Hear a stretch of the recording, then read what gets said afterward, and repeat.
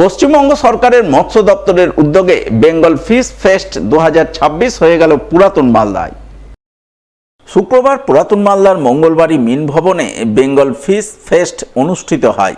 এতে জেলার বিভিন্ন প্রান্তের মৎস্যচাষী এবং মৎস্যজীবী সমবায় সমিতির সদস্যরা অংশগ্রহণ করেন। উপস্থিত ছিলেন অতিরিক্ত জেলাশাসক দেবাহুতি ইন্দ্র, জেলা মৎস্য দপ্তরের সহ অধিকর্তা অঞ্জন কুমার বসু, পুরাতন মালদা পৌরসভার চেয়ারম্যান বিভূতিভূষণ ঘোষ, ইংরেজবাজার পৌরসভার চেয়ারম্যান কৃষ্ণেন্দু চৌধুরী সহ অন্যান্যরা। এদিন তারা সকলে মিলে মৎস্যচাষীদের মাছ চাষ সম্পর্কিত নানান বিষয়ে সচেতন করেন। মৎস্যচাষীদের মাছ চাষে আগ্রহী করে তুলতে তাদের জন্য কি কি সরকারি সুযোগ সুবিধা রয়েছে সেই ব্যাপারে তাদের অবগত করেন বলে জানা গেছে। এটা আমাদের মৎস্য দপ্তরের একটা কর্মসূচি এবং মাননীয় মুখ্যমন্ত্রীর অনুপ্রেরণায় আমরা আজ এবং কাল সমস্ত জেলাব্যাপী এই অনুষ্ঠানটা করছি। আর আমাদের যে স্টেট লেভেল যে প্রোগ্রাম হবে রাজ্যভিত্তিক, সেটা মার্চ মাসে হবে। এটার উদ্দেশ্য হচ্ছে যে মাছ চাষিদের আমরা একত্রিত করে আমাদের যে মৎস্য দপ্তরে যে বিভিন্ন কর্মসূচি আছে সেগুলো সম্বন্ধে আবার পুনরায় ওয়াকিবহাল করা। যদিও আমরা ট্রেনিং প্রোগ্রাম সারা বছর ধরেই করি, তবু আমরা চেয়েছিলাম এবং আমাদের দপ্তর চেয়েছে যে মালদা জেলার সমস্ত মৎস্যচাষী এবং বিভিন্ন যে প্রাইমারি ফিশারম্যান কোঅপারেটিভ সোসাইটি আছে তাদের থেকে সদস্যরা এসে আমরা একত্রিত হয়ে আমাদের মধ্যে ভাবের আদান প্রদান ঘটাই। মা এবং শিশুদের পুষ্টি সম্পর্কিত বিষয়ে সচেতন করতে সুপুষ্টি দিবস পালিত হলো মালদার কালিয়াচক 2 নম্বর ব্লকে। শুক্রবার কালিয়াচক 2 নম্বর ব্লক আইসিডিএস দপ্তরের পক্ষ থেকে নানান কার্যক্রমের মাধ্যমে সুপুষ্টি দিবস পালনের ছবি নজরে আসে। এই সুপুষ্টি দিবস পালন অনুষ্ঠানে অংশগ্রহণ করেন কালিয়াচক 2 নম্বর ব্লকের বিভিন্ন অঞ্চলের আইসিডিএস কর্মীরা। তারা তাদের শিক্ষা সামগ্রী তুলে ধরে এক প্রদর্শনী আয়োজন করেন। প্রদর্শনীতে পুষ্টি বিষয়ক কার্যক্রম তুলে ধরেন। এছাড়াও ঘরোয়া পদ্ধতিতে তৈরি বিভিন্ন পুষ্টিকর খাদ্য খাবার নিয়ে প্রদর্শনী আয়োজন করেন। প্রদর্শনীর মাধ্যমে মা ও শিশুদের পুষ্টি বিষয়ে সচেতন করার ছবি নজরে আসে। এদিনের এই পুষ্টি দিবস কার্যক্রম রূপায়ণে হাজির ছিলেন মন্ত্রী সাবিনা ইয়াসমিন, কালিয়াচক 2 নম্বর ব্লকের বিডিও কৈলাস প্রসাদ, কালিয়াচক 2 নম্বর ব্লকের সিডিপিও জাহানারা খাতুন সহ অন্যান্যরা। আজকে আমাদের সুপুষ্টি দিবস পালন করা হচ্ছে। সঙ্গে জিপির মেয়েরা, প্রত্যেক জিপির অঙ্গনওয়াড়ি ওয়ার্কাররা টিএলএম তৈরি করেছে, বিভিন্ন প্রাক শিক্ষামূলক যে মেটেরিয়ালস, তার একটা প্রদর্শনী হচ্ছে ব্লকে। পুরো ব্লকে 9টা জিপির মেয়েরাই করছে।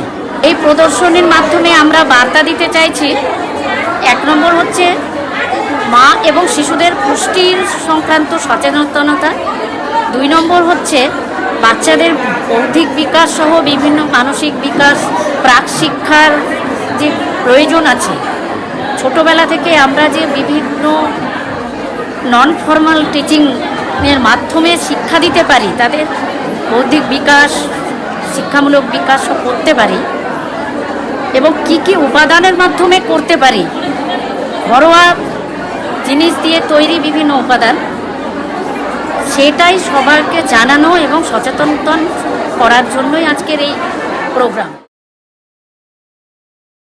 অসাধ্য সাধন করার সংকল্প নিয়েছেন উত্তরবঙ্গের কোচবিহার জেলার মাথাভাঙা থানা এলাকার 26 বছর বয়সী যুবক মসজিদুল হক। তিনি পায়ে হেঁটে বিশ্বের 26টি দেশ পাড়ি দিয়ে মক্কায় হজ করার মহান ব্রত নিয়ে দিনের পর দিন হেঁটে চলেছেন। হাঁটতে হাঁটতে বৃহস্পতিবার রাতে পৌঁছান পুরাতন মালদায়। রাত্রি যাপন করেন পুরাতন মালদা পৌরসভার 12 নম্বর ওয়ার্ডের এক মসজিদে। এরপর শুক্রবার সকালে ফের নিজের অভীষ্ট সাধনে বেরিয়ে পড়েন। কাঁধে ব্যাগপত্র ও জাতীয় পতাকা নিয়ে হাঁটা শুরু করেন।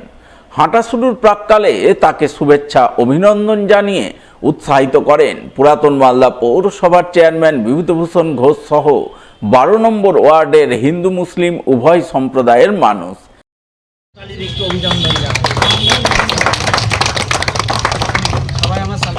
তাকে শ্রদ্ধা জ্ঞাপন করলেন আমাদের পুরাতন মালদা পৌরসভার পৌরপ্রধান সম্মানীয় বিভূতি বড় জোরে তারে হাততালি দেবেন, ইনশাআল্লাহ আশীর্বাদ দোয়া করবেন।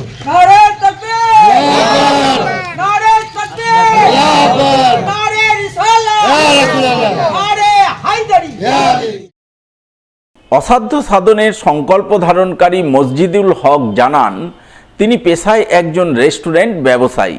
তার বহুদিনের স্বপ্ন ছিল পায়ে হেঁটেই মক্কায় গিয়ে হজ করবেন।